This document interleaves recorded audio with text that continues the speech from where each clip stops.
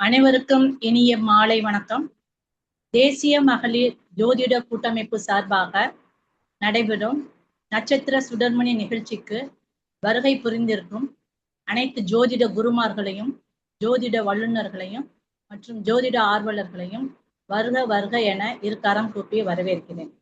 நிகழ்ச்சியின் முதலாவதாக கடவுள் வாழ்த்து பாட திருவள்ளூர் மாவட்டத்தைச் சேர்ந்த ஜெயலட்சுமியை கடவுள் வாழ்த்து பாடுமாறு அன்புடன் அழைக்கிறேன். வணக்கம் மேடம். தேசிய மக்கள் கூட்டமைப்பு சார்பாக அனைவருக்கும் வணக்கத்தை தெரிவித்துக் கொள்கிறேன். ஓம் கம் கணபதியே நமோ நமக.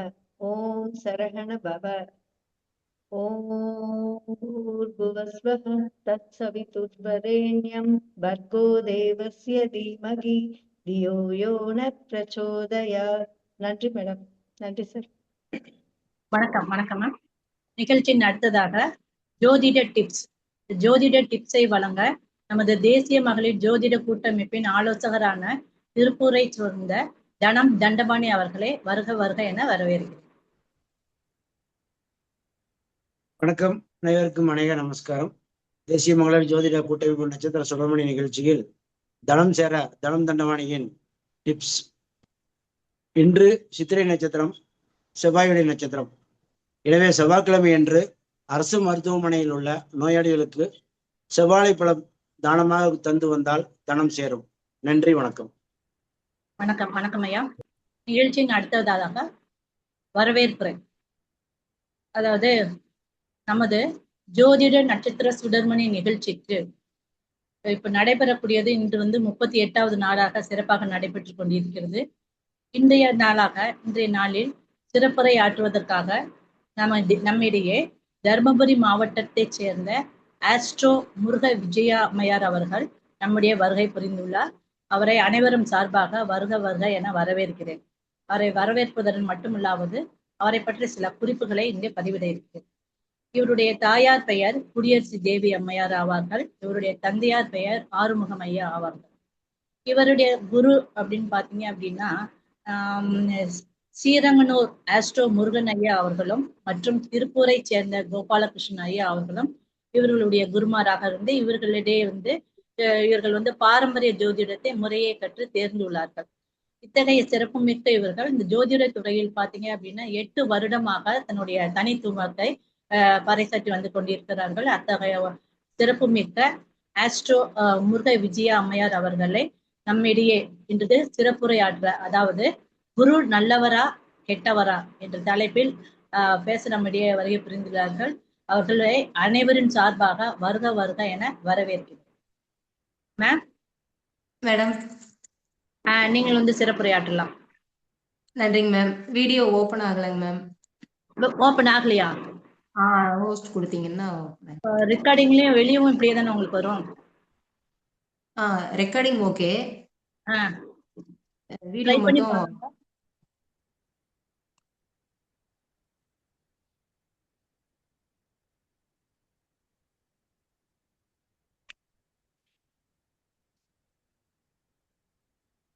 தெரியுதா? இல்லையே, இன்னும் ஓபன் ஆகல மேடம். நீங்க என்னுடைய பெயர் முருக விஜயா, தர்மபுரி மாவட்டம். என்னுடைய குருநாதர்கள் அனைவருக்கும் என்னுடைய வணக்கத்தையும் நன்றியும் தெரிவித்துக் கொள்கிறேன். இங்கு கூடியிருக்கும் அனைத்து ஜோதிட பெருமக்களுக்கும் என்னுடைய நன்றியும் வணக்கத்தையும் தெரிவித்துக் கொள்கிறேன். இது என்னுடைய முதல் பேச்சு, அதனால நான் பேச்சு தான் தடுமாறும்னு நினைச்சேன். ஆனா போனும் தடுமாறும்னு நான் நினைச்சு கூட பார்க்கல. அதனால தவறு இருக்கிறதுக்கு மன்னிச்சிடுங்க. குரு அப்படிங்கிறவர் நல்லவரா கெட்டவரா அப்படின்னு இன்னைக்கு மேடம் எனக்கு தலைப்பு எடுத்து பேச வச்சிருக்கிறேன். நான் குரு அப்படின்னாவே எப்பவுமே நல்லவர் தாங்க. குரு கெட்டவர் இல்லை, குரு நல்லவர் தான். இதுல என்னன்னா, குரு நம்மளுக்கு எந்த விதத்திலையுமே ஒரு கற்றுக் கொடுக்கும் ஆசானாதான் இருப்பார். ஒரு நல்ல விஷயங்களை கற்றுக் கொடுக்கும் ஆசானாதான் குரு இருப்பார்.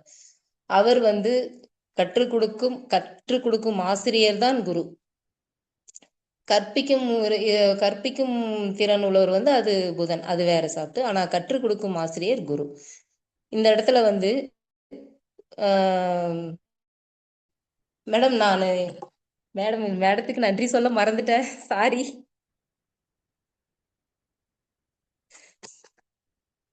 மேடம் என்னோட ஆடியோ கேக்குதா? மேடம் லாஸ்டா பேசிக்கலாம். ஒண்ணும் பிரச்சனை இல்லை. பினிஷிங் சொல்லிக்கலாம்.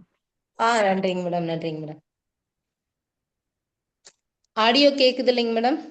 கேக்குதுமா, கிளியரா இருக்கு. ஓகே. ஃபர்ஸ்ட் பாத்தீங்கன்னா நம்மளுக்கு குருவோட காரகம். குரு வந்து ஆசான், உயர்ந்த பதவியை கொடுக்கக்கூடியவர், உயர்ந்த புகழை கொடுக்கக்கூடியவர், அந்தஸ்து, கௌரவம் அப்படின்னு சொல்லிட்டு குரு நம்மளுக்கு நிறைய காரகத்துவம், குழந்தை, பெரும் பணம், இதுக்கெல்லாம் வந்து குருவை வந்து நம்ம காரகத்துவமா சொல்லுவோம். அதுக்கப்புறம் அவருக்கு வந்து பாத்தீங்கன்னா ஆதிபத்திய வீடுகள் வந்து தனுசு, மீனம். அவருடைய குணம் அப்படின்னு பாத்தீங்க அப்படின்னா எப்பவுமே சாத்வீக குணம் தான், நல்ல குணம். எல்லாருக்குமே நன்மையை செய்யக்கூடிய ஒரே குணம் மட்டும் குருவுடைய குணம்தான்.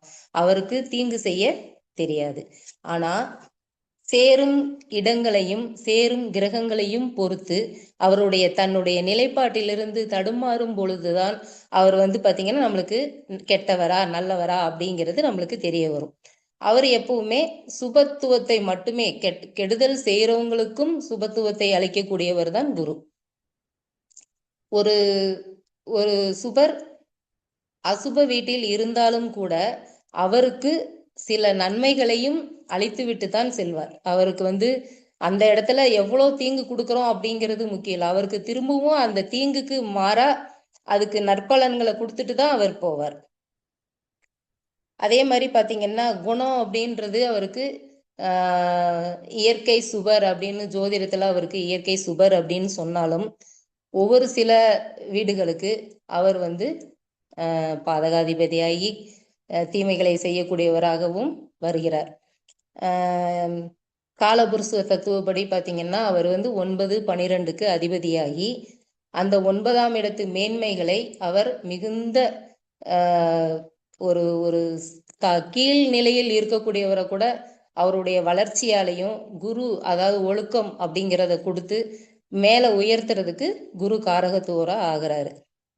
அதே மாதிரி அவருக்கு நட்பு அப்படின்னு சொல்லி பாத்தீங்க அப்படின்னா சூரியன், செவ்வாய், சந்திரன் நட்பு ராசிகளாகவும் இருக்கிறார்கள். பகை அப்படின்னு சொல்லி பார்த்தோம் அப்படின்னா சனி பகவான், புதன், சுக்கிரன், ராகு, கேது. இவர்கள் வந்து பாத்தீங்கன்னா ராகு கேது கூட சேரும்போது ஒரு சிலரை, கேது கூட சேரும்போது குரு வந்து என்ன பண்ணுவாருன்னா ஒரு ஆன்மீக மார்க்கத்துல அவங்கள பெரிய நிலைக்கு புகழுக்கே கொண்டுட்டு போயிடுவார். ஒரு ஜாதகரை வந்து கொண்டுட்டு போகிறதுக்கு வாய்ப்பு இருக்கு. அதே ராகு கூட சேரும்போது பொருளாதாரத்துல அவங்கள நல்ல நிலைமைக்கு, எந்த வழியில வருது அப்படிங்கிறது முக்கியம், ஆனா பொருளாதாரத்துல உயர்த்தி விட்டுருவார். அது எப்படி வருது அப்புறம் அது வந்து 2வது சாப்பிட்டு, ஆனா நல்ல நிலைக்கு உயர்த்தி விடுவார். அதே மாதிரி அவருக்கு சமமா இருக்கக்கூடிய சனி பகவான் கூட சேரும்போது ஒரு ஜாதகர் பிறந்தது வேணா ஏழ்மையா இருக்கலாம், ஆனா அவர் வந்து குரு கூட சனி சேர்ந்துட்டாரு அப்படின்னா அவர் ஏழ்மையில இருந்து கடின உழைப்பால தன்னை மேலுக்கு கொண்டுட்டு வந்து நிச்சயமா ஒரு சமூகத்துல ஒரு அந்தஸ்து மிக்க ஆளா இருப்பாரு அப்படிங்கிறதுல அதுல சந்தேகமே இல்லை. அதே மாதிரி பகை அப்படின்னு பார்க்கும்போது சுக்கிரன் தான். சுக்கிரனும் குருவும் சேர்ந்தாங்கன்னா அவங்களுக்கு பணத்துக்கு பஞ்சம் இருக்காது அப்படின்னு சொல்லுவாங்க. ஆனாலும் அவருங்க இருக்கக்கூடிய இடத்த வச்சு பார்க்கும்போது ஒரு சில நேரங்களில் பெருங்கடனாக்கு பாத்தியப்பட்டுருவாங்க. கடனுக்கு சேர்றதுக்கு தேவையில்லாம, அதுவும் குரு பார்வை, கேது பார்வை எல்லாம் பட்டுச்சுன்னா பெருங்கடனா ஆயிடும். அதை அழிக்கிறதுக்கு முடியாம ஜாதகர் வந்து தவிக்கக்கூடிய நிலைமையும் இருக்கு. அப்போ இந்த இடத்துல குரு நல்லவர் தான், ஆனா சேரக்கூடியவர்களோட சேரும்போது குரு நல்லவரா கெட்டவரா மாறுறதுக்கு வாய்ப்பு இருக்கு. ஆனாலும் அந்த கெடுதல் பலன்கள் இருக்கும் போதும் அவங்கள ஜாதகரை வந்து ரொம்ப கீழ்த்தரமா கொண்டுட்டு போகாம அவங்கள இன்னும் பரவாயில்ல, நான் இவ்வளவு கஷ்டப்பட்டாச்சு, இதுக்கு மேல நம்ம வந்து மேல மேல வரணும் அப்படின்ற அந்த ஒரு தாக்கத்தை கொடுத்து அந்த நிலையில இருந்து மாறி மேல வர்றதுக்கான வாய்ப்பையும் குரு கொடுக்கிறாரு. அதே மாதிரி சேர்க்கை அப்படின்னு சொல்லி பார்க்கும்போது நம்ம வந்து பார்த்தோம் அப்படின்னா குரு புதன் இவங்க 2 பேரும் சேர்றாங்க அப்படின்னா படிப்பு வந்து கண்டிப்பா தடைபடுறதுக்கு வாய்ப்பு இருக்கு. ஆனா ஒரு படிப்பு ஒரு டிகிரி வாங்கின ஒரு ஜாதகர் வந்து ஒரு டிகிரி வாங்குறாரு அப்படிங்கிறதுக்கான இந்த குரு புதன் சேர்க்கை படிக்கலைன்னாலும் கூட அதுக்கு நிகரான அறிவை கொடுத்து விடுவார். உலக அறிவுகளை வந்து கொடுத்துடுறார். குருவும் புதனும் சேரும்போது படிப்பறிவு இருக்காது, ஆனா பட்டறிவுங்கிறது கண்டிப்பா அவருக்கு நிறையவே வரும் அப்படிங்கிறத நம்ம எடுத்துக்கலாம். அதே மாதிரி இப்போ குரு தசை நடக்கு அப்படிங்கும்போது குரு தசை வந்து எல்லாருக்குமே நன்மை அளிச்சிடுமா அப்படின்னா கண்டிப்பா இல்லை. குரு தசை வந்து ஒரு சிலருக்கு நன்மையையும் ஒரு சிலருக்கு தீமையையும் கொடுத்துதான் போகும். அதுவும் தன்னுடைய சுயசாரத்துல இருக்கிறவங்களுக்கு ஒரு 75% வேணா நன்மையா இருக்கும். ஆனா 25% மிகவும் கடினமான சூழ்நிலையை கொடுத்துதான் அவங்கள மேலுக்கு கொண்டுட்டு வரும் அப்படிங்கிறதும் உண்மை. அதே மாதிரி குரு பாத்தீங்க அப்படின்னா அவருடைய மூல திரிகோண வீட்டுல இருக்கும்போது அவருக்கு வந்து நிறையவே வந்து வலிமை அதிகமா இருக்கு. ஆனாலும் அது கூட சனி பகவானோ இல்ல ராகு கேது சேரும்போது ஒரு தவறான வழிக்கு போகக்கூடிய சூழ்நிலை கூட அந்த ஜாதகருக்கு ஏற்படும். ஆனாலும் அது மறையும். எப்பவுமே ஒரு அசுப கிரகங்களோட குரு சேரும்போது ஒரு தீமையை கொடுத்து அவர்களுக்கு பாடம் புகட்டி அவர்கள் மீண்டும் திருந்துவதற்கான ஒரு வாய்ப்பையும் குரு கொடுத்து விடுகிறார். குரு அப்படிங்கிறவர் வந்து நம்மளுக்கு வந்து ஒரு குரு பார்த்தா தோஷம் போயிடும், இந்த தோஷம் இருக்கு அந்த தோஷம் இருக்கு அப்படின்னு சொல்லி எல்லாரும் சொல்லுவாங்க. ஆனா குரு பார்க்கும்போது அந்த தோஷம் விலகும் அப்படின்னு சொல்லுவாங்க. உண்மைதான். ஆனாலும் அந்த குரு என்ன தோஷத்தை கொடுக்கிற அந்த கூட சேர்ந்திருக்கக்கூடிய கிரகம் வந்து என்ன தோஷம் தருகிறதோ அதற்கு இணையாக இவரும் அந்த தோஷத்தை தந்துதான் நிவர்த்தி அடைய செய்வாரே தவிர நிவர்த்தி என்பது குரு இப்போ உதாரணமா குரு சனி சேருது அப்படிங்கும் போது நம்மளுக்கு எல்லாருக்குமே தெரியும் பிரம்மகத்தி தோஷம் அப்படிங்கிறது. ஆனா அதுக்குண்டான தண்டனை என்னவோ அதை நம்ம அனுபவிச்சுட்டு தான் அதுக்கு நிவர்த்தி கிடைக்கும். அதுக்குண்டான நம்ம பரிகாரத்தை செய்யும் போது அதுக்கு நிவர்த்தியும் கிடைக்குது. ஆனாலும் உறவு காரகத்துவத்துலதான் இந்த பிரச்சனை ஏற்படுமே தவிர பொருளாதாரத்துல அவங்களுக்கு கண்டிப்பா மேன்மையை தான் கொடுக்கறாங்க. குருவும் செவ்வாயும் ஒரு இதுல நம்ம சேரும்போது பாத்தீங்க அப்படின்னா ஜாதகர் வந்து போர் குணம் இருக்கும். ஆனா யோசிக்கிற தன்மையை ஒரு சில நேரங்கள்ல இழந்துடுவாரு. அவருக்கு வந்து பேசுற இடத்துல செயல்படுத்துறதையும் செயல்படுத்த வேண்டிய இடத்துல பேசுறதையும் செய்ய வேண்டிய சூழ்நிலைக்கு ஜாதகர் தள்ளப்படுறார்.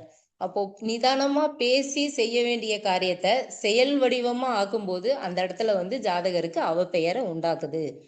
அதே மாதிரி நிதான ஒரு விஷயத்த வேகமா செஞ்சு முடிக்க வேண்டிய விஷயத்த ஆற போட்டு பண்றதுனால அந்த இடத்துலயும் ஜாதகருக்கு ஒரு அவப்பெயரை உண்டாக்குது. இது வந்து குருவும் செவ்வாயும் சேர்ந்திருக்கிற இடத்துல ஒரு சில நேரங்கள்ல இந்த மாதிரி ஒரு நிகழ்ச்சி நம்ம வந்து ஜாதகருக்கு நடக்கிறத பார்க்கலாம். ஆனா அந்த சேர்க்கை வந்து ஒரு மிகப்பெரிய நல்ல சேர்க்கை தான். குருவும் செவ்வாயும் சேர்ந்திருக்கிறது குருமங்கள யோகத்தையும் கொடுத்து அவங்களுக்கு ஒரு வாழ்க்கையில ஒரு நல்ல முன்னேற்றத்தையும் கொடுத்துரும். எல்லாத்துக்குமே வந்து அவங்கவுங்க ஜாதக லக்னத்துப்படி எந்த நிலையில குரு இருக்காரு. இப்போ ஒரு குரு வந்து தனிச்சு நிக்கிறாரு, அவருக்கு வந்து தனிச்சு நின்னா அந்த ஜாதகத்துக்கு வந்து எல்லாமே கெடுபலனா அமையுமா அப்படின்னா கிடையாது. அந்த மாதிரி இல்லை. தனிச்சு நின்னாலும் கூட ஒரு கிரகம் பார்க்குது, இல்ல எங்கேயோ இருந்து செவ்வாய் மறைமுகமா பாக்குறாரு, சனி பாக்குறாரு, அப்படி இல்ல ராகு கேது பாக்குது அப்படிங்கும்போது அந்த நிலையில குரு வந்து தனிச்சு நின்று அவதிகளை கொடுக்க மாட்டார். அவருக்கு உண்டான நல்ல பலன்களையும் கொடுக்கத்தான் செய்வார். தனிச்சு நின்று யாருடைய பார்வையுமே இல்லாத போது குரு கெடுக்கிறார் அப்படின்னா குருக்கு ஏன் அந்த மாதிரி ஒரு பேர் வருதுன்னா அவர் கொஞ்சம் மிதமான சோம்பேறி. குருன்றவர் கொஞ்சம் சோம்பேறித்தனம் அவருக்கு உடம்புல இருக்கும். அதே மாதிரி எப்பவுமே வந்து ஒரு சாப்பாட்டு பிரியரா இருப்பார்.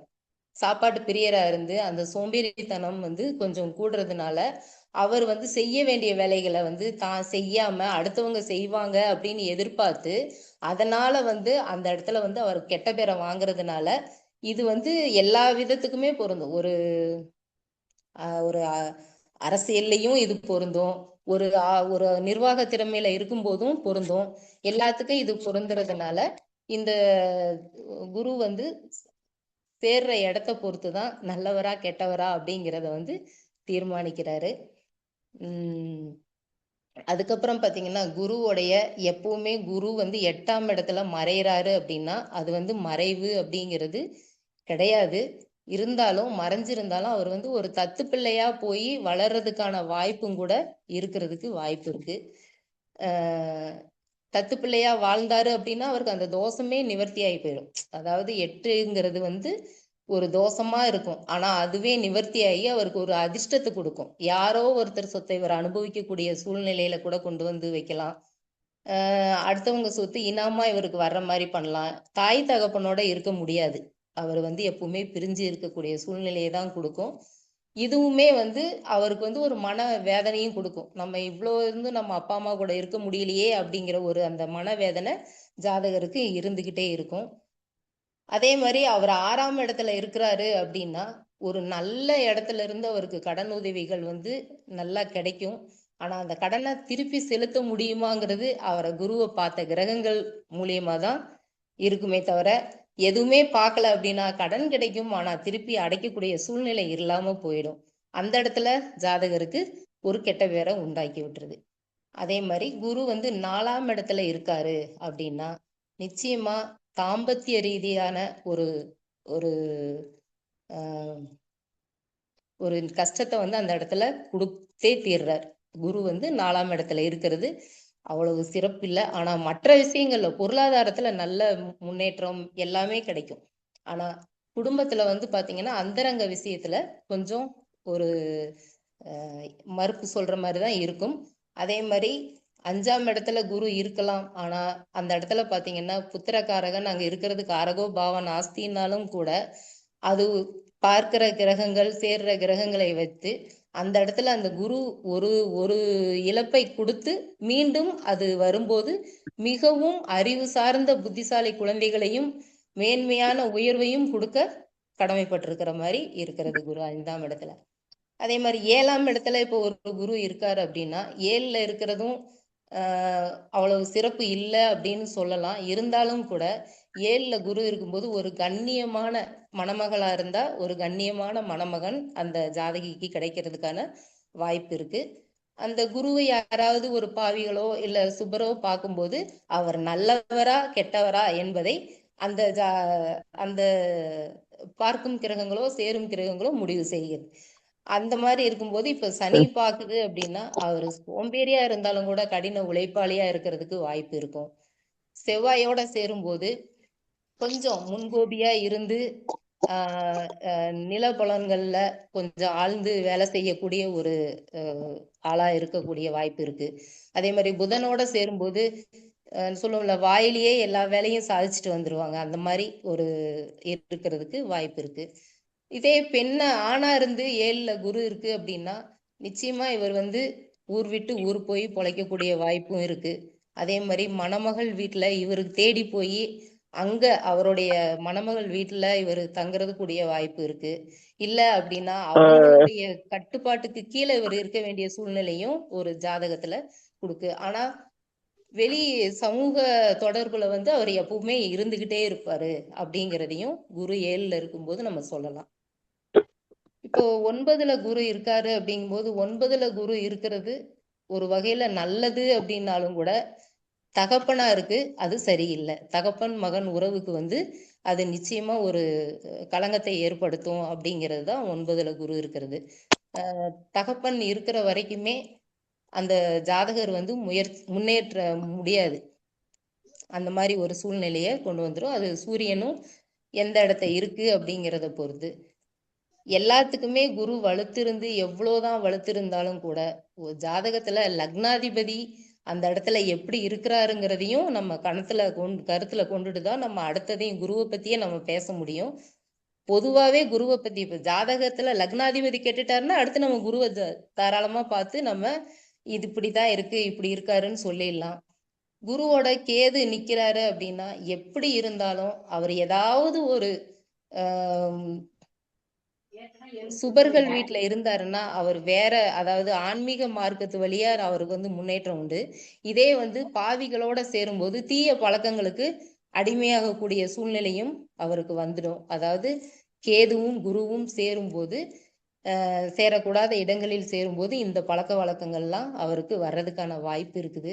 பொதுவாகவே வந்து கேதுவும் குருவும் வந்து நம்ம கடகத்துல வந்து இருக்கிறது ஒரு நிலையில பார்த்தா அவரை வந்து ஞானியாக்கும். ஆனா அதுலயே வேற மாதிரி ஒரு கிரக சேர்க்கை ஏற்படும் போது பாத்தீங்கன்னா அவரை போதைக்கு அடிமையாகிறது, மது போதை வஸ்துக்களுக்கு அடிமையாகிற மாதிரி ஒரு தீவிர பழக்கத்தை கொண்டுட்டு வந்து அவருக்கு விடுறதுக்கான வாய்ப்பும் இருக்கு.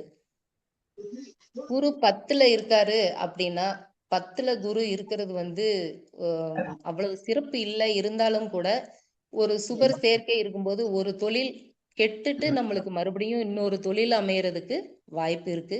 ஆனாலும் குரு வந்து அந்த இடத்துல வந்து என்ன மாதிரி இருக்காரு அப்படிங்கிறத பார்க்கணும். தொழில் ஸ்தானத்துக்குன்னு வரும்போது குரு அந்த இடத்துல இருக்கு. ஏன்னா ஏற்கனவே அவர் வந்து தொழில் செய்யறதுக்கு கொஞ்சம் சோம்பேறிங்கிறதுனால அந்த இடத்துல அவர் இருக்கிறதுக்கான வாய்ப்பு கொஞ்சம் நல்லா இல்லை அப்படிங்கிறது தான். 11ஆம் இடம்ங்கிறது கண்டிப்பா இருக்கலாம். குரு நல்லதுதான். அவர் அந்த இடத்துல இருக்கும்போது ஒரு கிரக சேர்க்கையெல்லாம் நல்லபடியா ஏற்படுச்சுன்னா ஜாதகரை நிச்சயமா பெரும் அதிர்ஷ்டசாலி அப்படின்னு கூட சொல்லலாம். 11ல குரு இருக்கிறது ரொம்ப நல்லது. அதே சமயத்துல 11 லக்னாதிபதியா இருந்துட்டாரு அப்படின்னா அங்க வேற மாதிரி சில தொடர்புகளையும் கொண்டு வந்து சேர்க்கும் அப்படிங்கிறதையும் நம்ம கணக்குல எடுத்துக்க முடியும். 12ஆம் இடத்துல குரு இருக்கலாம், தப்பே இல்லை. என்ன ஒண்ணு, நம்ம வந்து ஜாதகர் வந்து ஊரை விட்டு கடல் தாண்டி போய் அவர் பொழைக்கிறதுக்கான வாய்ப்பு இருக்கு. குரு கேது தான் நம்மளுக்கு வந்து எப்பவுமே வந்து 12ல இருந்தா மறுபிறவி இல்லை அப்படின்னு சொல்லுவோம். ஆனா குரு இருந்தாலும் கூட மறுபிறவி என்பது இல்லை. அதுவும் ஜாதகத்துல அவங்க இருக்கிற நிலையை பொறுத்து சொல்லலாம். அதே மாதிரி இப்போ குரு 12 இடத்துலயும் இப்படி இருந்தாலும் கூட ஒரு சில நேரங்கள்ல ஒரு ஒரு என்ன ஒரு பிரச்சனை எப்படி இருந்தாலும் அந்த நேரத்துக்கு நம்மளுக்கு கோச்சார அடிப்படையில குரு வரும்போது இது கண்டிப்பா நம்மளுக்கு எவ்வளோ ஜாதகம் எவ்வளோ மோசமா இருந்தாலும் கூட இந்த நேரத்துல அவருக்கு ஒரு வழி இருக்குதுன்னா அவன் திடீர்னு ஒரு அதிர்ஷ்டத்தை உண்டு பண்ணி அவனை எவ்வளோ மேல தூக்கி விடுறதுக்கும் குரு கண்டிப்பா உதவி புரிகிறார் அப்படிங்கிறதையும் நம்ம எடுத்துக்கலாம். அதே மாதிரி ஜாதகத்துல குரு எந்த சூழ்நிலையில இருந்தாலும் நல்லதைத்தான் செய்வாரே தவிர கெடுதல் செய்ய வாய்ப்பு இல்லை. முழு சுபரா இருக்கிறதுனாலையும் இதே 3 ஒளி இருக்கக்கூடிய கிரகங்களான இந்த புதன், சுக்கிரன், சூரியன் இவங்களோட இவர் சேரும்போது பாத்தீங்க அப்படின்னா நிச்சயமா அவருடைய குணத்தை இழந்துடுவாரு. ஏன்னா அங்க வந்து ரொம்ப ஒளியா இருக்கும்போது எந்த கிரகங்களுமே அங்க வேலை செய்ய முடியாது. 4 கிரகங்களும் இப்ப எல்லாருமே ஒரே பலத்தோட இருக்கும்போது நீ பெரியவனா நான் பெரியவனான்னு தான் இருக்குமே தவிர அந்த இடத்துல இவருக்குன்னு ஒரு தனியா எதையும் இவர் சாதிக்க முடியாது. இவருடைய எல்லா அறிவு, எல்லா உழைப்பு எல்லாமே வந்து ஒரு குடத்துக்குள்ள போட்ட மாதிரி மங்கிடுமே தவிர வெளியில வர்றதுக்கான வாய்ப்பு இருக்கிறது கம்மிதான். அந்த இடத்துல யாரு அதிகமா சக்தியோட இருக்காங்களோ அவங்கதான் அந்த இடத்துல இவரை டாமினேட் பண்ண மாதிரி இருக்கும்.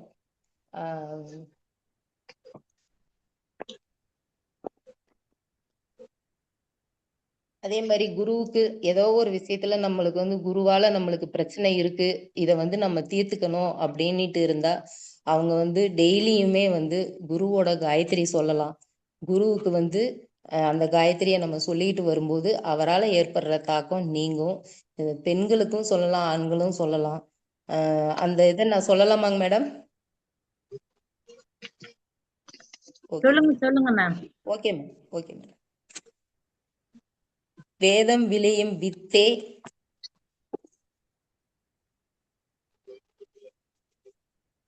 வித்தே ஒளியே, நாதம் பொழியும் நலமே நிலமே, ஓதும் பொழுது உடனே வருவாய், உள்ளம் கேட்கும் வெள்ளம் தருவாய் அப்படிங்கிற இந்த 4 வரி மந்திரம் தான் இது. இந்த 4 வரி மந்திரத்தை நம்ம வந்து டெய்லியும் சொல்லும் போது இது சமஸ்கிருதத்துல இல்ல தமிழ்ல இருக்கிறது தான். அதனால நம்ம ஈஸியா சொல்லக்கூடியதும் கூட. இத சொல்லி நம்ம வந்து குருவுக்கு நம்ம காயத்ரி சொல்லி வழிபடலாம். மேடம் இன்னும் டைம் இருக்குங்களா? முடிஞ்சிருச்சு, முடிச்சுக்கலாம். அப்புறமேட்டு உங்களுக்கு வீடியோ பண்ற மாதிரி நம்ம மறுபடியும் ரெக்கார்ட் பண்ணிக்கலாம். சரிங்க madam. Okay ma'am. Thank you ma'am. அதாவது தேங்க்யூ. குரு நின்ற ஸ்தான பலன்னு சொல்ற மாரி 12 பாவங்களையும் இப்படி இருப்பாங்கன்ற மாரி சிறப்பா நீங்க சொல்லிட்டீங்க. அடுத்தது அந்த நிகழ்ச்சியின் நிறைவாக நன்றி உரை வழங்க தனம் தண்டபாணி அவர்களை வரவேற்கிறேன். வணக்கம், அனைவருக்கும் அணைய நமஸ்காரம். தேசிய மகளிர் ஜோதிட நட்சத்திர சுடமணி நிகழ்ச்சியில் இன்று 38வது நாள். இன்று சஷ்டி திதி, சித்திரை நட்சத்திரம், முருகனுக்கு உகந்தது. எனவேதான் முருகா விஜயா என்பவர் வந்துள்ளார். இன்று தை 24, கூட்டினால் 6, சுக்கிரனுடைய நம்பர். எனவே பெண் ஜோதிடர் வந்துள்ளார். மேலும் இன்று கரசை கரணம், இதன் மிருகம் யானை. யானை என்பது குருவின் வாகனம்.